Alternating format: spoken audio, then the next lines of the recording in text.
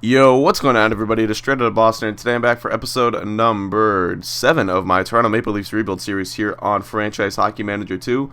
So today we're back with the mid-season update for the 2017-18 season. Of course, we've got the trade deadline coming up in a couple of weeks here. We are at February 15th, and I'm just going to immediately get to simulating here so we can try and get up to February 28th, 29th as soon as possible. So we can take a quick look at the standings, though. As you're going to see, the Maple Leafs have been pretty successful this year, although you wouldn't be able to tell by the standings because we're currently tied for 4th in the division. Now, we do have games in hand on the teams that are tied with us for 4th, so that is good. And then we're not too far behind 3rd, which is really that's the real goal of the division. But right now we would be on the outside looking in a playoff spot. We would need to get to 62, or it'd be tied at 62. But like I said, we have the games in hand. It's been a pretty successful season. I would say that, more often than not, 29, 20, and 4 as a record, probably you're going to be looking at a playoff spot if you had that kind of record. So I'm pretty pleased with how the team has played so far. Our strength has probably been on, well, I don't know. I'd say it's probably been closer towards offense, but, our goaltending's been pretty good, surprisingly enough. So it almost evens out a little bit. But we can take a look at the goaltenders. So Antoine Bibeau's got a .918 save percentage so far in 19 starts. He was really hot to start the year. Has kind of cooled back down a little bit as of late. Pickard, though, has actually done the opposite. He started out a little slow, and then it's really picked it up. .914 save percentage in 36 games so far, including a pair of shutouts. And then, as for the rest of the team, Morgan Riley's having a really good year, especially in the, as of late, I would say. His game rating was like at a 76 maybe through the first 20-25 games, then it's all the way up to an 82 now. He has been playing like a real number one, franchise caliber defenseman in these last couple of weeks. So it's been really good to see. Tyson Barrie has actually struggled a little bit as of late. Hasn't quite been what I was hoping he would be. His game rating's only a 77. I'm looking for a little bit more out of him, but it's not like we overpaid for him, both in terms of the contract and in terms of what we gave up to get him. So it's not too big of a deal. Gardner's been a little bit disappointing. He got hurt at one point, so hopefully he picks it up back up at some point. We did claim a couple guys off of waivers, one which was Derek Pouliot, who's got a 69 game rating for us so far this year. He's a pretty solid defenseman. 4-star. I guess I already showed that we claimed Derek Pouliot on waivers at the beginning of the year. But Kovalchuk hasn't been that great. 25 points, 53 games, 64 game rating. Nylander's been alright, 24 points. JVR kind of slowed his pace from the last couple of years, only 27 points so far. Johansson's been really good, though. He's got 42 points in 53 games. Marner's been pretty nice, 27 points. Yamamoto, he's kind of been hit or miss. He's been a little bit better as of late. He's certainly picked up his point production as of late. Arvidsson's been pretty solid. He's been playing on that first line. Game ratings in the 70s. He's got 28 points in 53 games. So I've kind of liked what I've seen out of Arvidsson. Patrick Lane, 21 points. Game rating's not the best. Kapanen, sort of same thing. Nylander's been not very good. If I had it my way, I would send him to the AHL. But if we do send him, we have to send him back to the O. And he was pretty good in the O last year. It wasn't that great, but maybe he could use a little bit more seasoning, and maybe we got him a year too early. Might have been the case, but it's all right. Until I really need the roster spot, I'm fine keeping him on the bench for now, unless he really starts to fall out, in which case we could send him back to the O at some point. But all right, let's keep simulating here. So we've got game against Philadelphia coming up. I'm not sure where they stand in the standings, but usually a pretty prominent team, so we will see. But yeah, as for the way the season has gone so far, I've been pretty satisfied. This was sort of right around where I expected us to be. A fringe playoff team. Probably will be closer to buyers than sellers at the deadline, but really, I'm not looking to be all in on one season. I am more looking to, if we do make an addition, hopefully it would be an addition that would serve us in the long term as well as the short term. So that's kind of the move I'd be looking to make if we did make a move at the deadline. And I'm not even sure I will make a move at the deadline. It might not really be necessary. No, not that we don't want to make the playoffs this year, but we've sort of already made the strides as a team that we've wanted to make. But certainly would like to get in the playoffs. It's the Leafs have not been in the playoffs in 2013, so that'd be 5 years from this season. So it'd be a good time to return, I would think. But anyway, we've got some games to win. Of course, Buffalo's one of the teams we're I think battling with in the standings. They actually might be leading the division, if I remember correctly. So they're having themselves a pretty nice year, methinks. But we can take a look for ourselves. Oh, another nice victory, though. Pickard playing pretty well. Bibeau actually did most of that work in that victory over Philly. But yeah, Buffalo's leading the division. But here we go. We're climbing back up. Now we're all the way up to 3rd place with those couple of wins. 66 points with games in hand over everyone behind us in our division. So that's good. So nice couple of wins there. Now we've got at Montreal. I don't remember how they're doing the standings, but... Alright, so we've got a pair of really important games here. At Montreal, they are in 2nd place, and then Tampa Bay, who I believe is in 4th or 5th right now, behind Detroit, but not too far out of a playoff spot. And certainly close to us in the standings point-wise. So we lose in regulation to Montreal. That's no good. But Tampa Bay, probably the game we care a little bit more about. Because, I don't know, I don't really have aspirations for catching Montreal and getting a home playoff series. But you never know. If we got hot in the second half, it wouldn't be inconceivable. But let's see. Tampa Bay, let's not lose both games on a back-to-back. That's never fun. Especially coming back home. Oh. And it was it wasn't regulation, so bad loss there. Alright, now we're probably back. Yeah, we're back out of the playoffs now. We're tied. We're technically tied for that second wildcard spot, but Tampa jumped us. So I'm thinking we've got a couple more games here before the deadline comes up on us. But I'm not even sure who is going to be available at the deadline. I haven't even really looked at the last place teams or anything like that.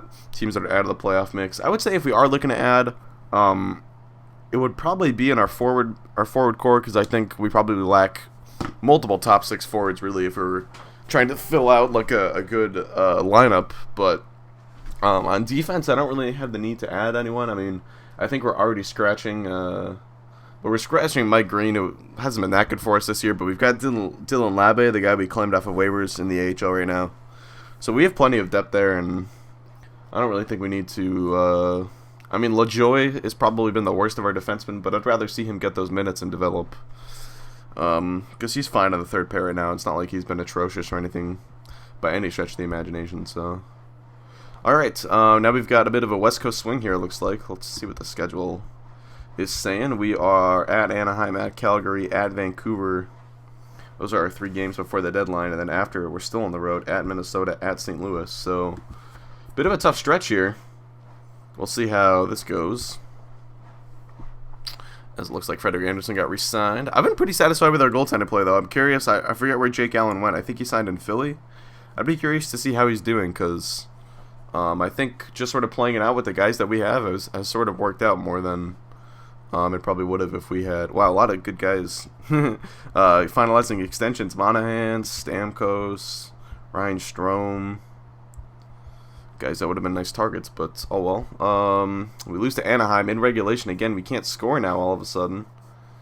Let's take a look at the... Oh yeah, and I did make one trade that... I made a couple trades actually that I never showed you guys. Mike Riley I traded to Anaheim, I want to say. Or I traded Mike Riley to... Who was it? San Jose, maybe? Oh, God, now I have to find it. Oh, Jesus. Well, I traded Mike Riley for, like, a 2nd-round pick because we had so many defensemen. I finally decided to trade when I thought Riley made the most sense to move. Of course, now I can't find it, but here's Jake Elliott. He's actually having a pretty good year. 9.15 save percentage. Now, the question is, I mean, he's got a 9.15 save percentage, making $7 million a year. What's the better value of that? Or Bobo and Pickard making a combined less than $2 million. And both our save percentages are better than Allen, so kind of hard to argue that we got the better value. But anyway, it's not always the question. We do have tons of cap space, so it's not like we couldn't afford Jake Allen or anything like that. But alright, can we please beat Calgary? I really don't want to lose both of these games. Then we've got Vancouver. And I suppose I should probably give Bobo a start, but Pickard's been really good. We'll give Bobo the start in Vancouver. I have been editing the lineup a little bit this season. Mainly deferring to my assistants, which is just deferring to Babcock, but still, just to make individual tweaks here and there. There we go, finally get a win. Pickard is playing incredible right now. Almost would feel silly benching him, but I think let's go with Bobo. 3 games in 4 nights would be kind of tough, I would imagine. So we'll see if Bobo can get the job done. Try to get another win here, get back to 10 regulation wins over 500 or whatever. Or 10 games over regulation. I don't even know what the word would be, because we're not 10 games over 500. We've technically had those 4 losses, but either way. LaJoy's been a little bit better lately, too. I've noticed his game rating's going up, and I'm taking a look at his last couple games. Good stuff to see there. The 77 and the 71. And Morgan Riley's still playing like a beast. He'd definitely be team MVP, I would think. Him or Johansson. But alright. Come on, simulate Vancouver game. It's not even the start of a month yet. Because 2018... Oh, I guess 2018 isn't a leap year. Why did I think... I don't know why I thought 2018 would be a leap year. I guess that was kind of stupid of me. Oh, and I traded TJ Brennan to the Oilers, I think, mainly for like a contract, like just so I could add more contracts. I thought I made some trade with Anaheim, but I guess I didn't. And I know I traded Mike Riley. I just don't know where I traded him to. I'm pretty sure it was some Western Conference team, but I very much could be wrong. And we get our doors blown off by Vancouver. So look at the standings. Still right in the mix for that third spot, and we've got the wild card. We're tied for the wild card right now. So we're definitely going to be buyers. Like I said, the question is what to add. I think a top 6 forward would make a lot of sense. If you look at the injury list, we don't have anyone out right now, so this is our team at full strength. And, I mean, Lane probably really isn't a top 6 forward at this point, and Kovalchuk probably really isn't either. But I don't mind keeping him there. Nylander, we could consider moving up. He's been better as of late, but I like him on the third line right now with Yamamoto. I think they've been playing pretty well together. And Shoshnikov's had he was having a solid year, not so much lately. And then the fourth line, Lindbergh, hasn't really been all that great for us. Probably look to replace him at some point. Trocheck has been alright, and Kapanen's been fine. If I can find him, yeah, there he is. Okay, so we definitely want to add one forward at least, and probably get Lindbergh out of the lineup. Now the question is, who might that forward be? Taking a look at some of the rebuilding teams here, teams that are out of the playoff mix: the Bruins, Panthers, Hurricanes, and then what you need 67 to get in the playoffs in the West right now. So Arizona and Calgary, as well as Winnipeg and Colorado, all might be sellers. So plenty of teams that would look to be selling off pieces at this point. So I'm going to do a little exploring in the trade market, and I will be back. Alright, so I found the first trade I'm going to pull off. It's going to be with the Colorado Avalanche. We're looking at picking up Mikko Rantanen here from the Avs, of course. And we are looking at, he's going to be a free agent at the end of the year. He'll be a restricted free agent. Big 6'5" left winger. Playing pretty well this year, 67 game rating, 25 points in 62 games. So not like the only trade I want to make, but I saw his name and targeted him and found a pretty solid deal. It's going to be around David Henley, who was, I think, a former second-round pick, I want to say. When did we get him? Third round. Actually, that's early fourth, isn't it?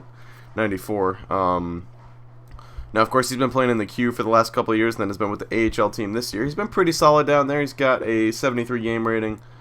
So he'd probably be a pretty solid defenseman moving forward, but I mean, we already have so much depth at our defensive, or with our defensemen in the organization. So, and we have a ton of mid-round picks this year. We got that. So I guess we traded Mike Riley to the Canucks. I can check on them.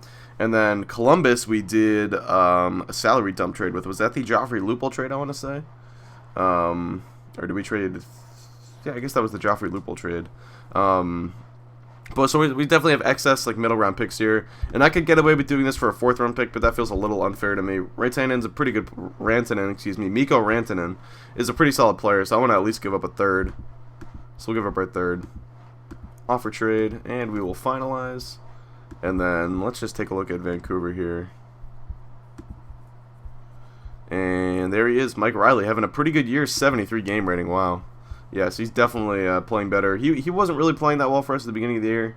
68 game rating, and he just sort of felt like the odd man out. But wow, he's been putting up a 77 for Vancouver. So he's having a really good year for them. So that kind of upsets me a little bit, but at least we got a 2nd round pick out of it. Alright, now we can still look to make some moves. Alright, so after going through the teams that I deem to be quote-unquote out of the playoff race, I have really not found a lot of good trade candidates. Many of the guys have their top 6 forwards locked up on the long term, or they're young and they're on entry-level contracts and stuff like that. So it just didn't really we didn't really find a lot of obvious trade candidates. I mean, one guy I thought maybe we could have pulled out of Carolina was Jeff Skinner. He's got a year left on his deal after this one, and he's having a pretty good year, 46 points, 19 goals. But I mean, it kind of seems like Carolina's got a bit of a young core. coming up here with Elias Lindholm. They've got Skinner. They've got some good young defensemen, of course, Hannafin. Justin Folks having a breakout year. They haven't really added a lot of pieces. I mean, they have Brent Burns, but it doesn't really seem like a team that is undergoing like a complete teardown rebuild. So I thought them trading Skinner with a year left on his deal didn't make too much sense. Maybe next year if they're out of it once again. But I think I'm just going to go for a small move instead then. Maybe try and move Nylander up to the top 6 or add one of the guys that we just added to the top 6. But I'm going to be going after Louis Eriksson here, who is in the last year of his deal with Boston. Like I said, a rebuilding team. He's a two-way forward, which I like. The other thing I didn't like about Skinner is it sort of seems like we already have a lot of offensive-minded guys. And Skinner, if you add a guy like that, he's definitely a part of the long-term core. And you're adding another offense first player to our long-term list of top 6 forwards. We already have a lot of guys like that. I think we're going to long-term need guys who can defend and can play in their own end a little bit better than the group of guys that we have. So Eriksson, like I said, not having a great year, 22 points in 55 games, but his game rating has been solid as of late, and on the whole, it's a 66. And I think if we got him, onto our team, we can maybe get him back up to his production from a year before, or 2 years before, I should say. Now, actually, look at that. He missed all of last year. That's weird. But, yeah, so that is the type of guy that I am looking to go after. So I think I could get Eriksson for pretty cheap as well. It's the thing I like about it. In fact, we really shouldn't have to offer out much more than a 3rd or 4th round pick to get this guy. The question is, what are we going to add? We can add Lindgren. And then, what, like a 4th round pick? Very likely. Wow, so they're not even looking for that much. Probably just not for a 6th. Wow. Okay. So Lindgren clearly. Oh yeah, they would probably do just Lindgren for Eriksson straight up. So wait, let's go to players here. They're clearly looking to just dump this guy's salary. Yeah, we could trade Mike Green. Well, no, we need Green's salary actually. We could trade Peter Holland. Well balanced offer, and we could throw in. We don't have a 6 this year. We do have a 6 next year, though. Alright, and I imagine they will do that. Alright, cool. So we add Mikko Rantanen and Louis Eriksson. So a couple, not top 6 forwards, but a couple guys who certainly would be good third liners, and I think they'll just help us shift the lineup around a little bit. So we're going to scratch, let's see here. We can send Lindbergh back down. He clearly hasn't been good enough. And then we can scratch. We'll send Nylander down to the OHL. I don't think he's going to play for us the rest of the year. All right, and then yeah, who are we going to scratch? That was the question because we want to get Rantanen and Eriksson into this lineup. Could scratch Shoshnikov. Or I don't really want to scratch Chochek or Kapanen. Yeah, I think we'll do Shoshnikov. Scratch. And we will dress Louis Eriksson. Dress. And then let's see best lines here.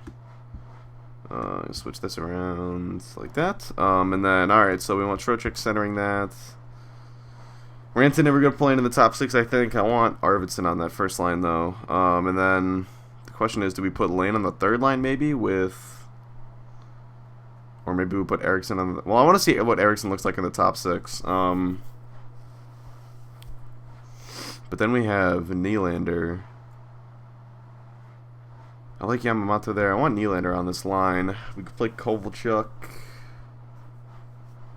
Let's see there maybe, and do something like this. Kapanen, he can't even really play center, can he? Really, Trocheck is the only guy who can do that. But we can play Kapanen on the left wing. Oh yeah. Okay, so I guess we'll try that. See how that goes. Nylander, yeah, Kovalchuk. And then we got those new top 6 wingers and Rantanen and Eriksson. I just want to see how those guys will do. Sometimes change the scenery and stuff like that. Playing on a new line can spark different guys, or so to say, unlock different guys. If you know what I mean. But, alright, so I think I'll maybe do a couple games here just to see how some of the new guys do, and then probably end off the episode. I don't think this episode's been too long. Yeah, it's only 9:40, so I think I started recording right around 9. If I do remember correctly.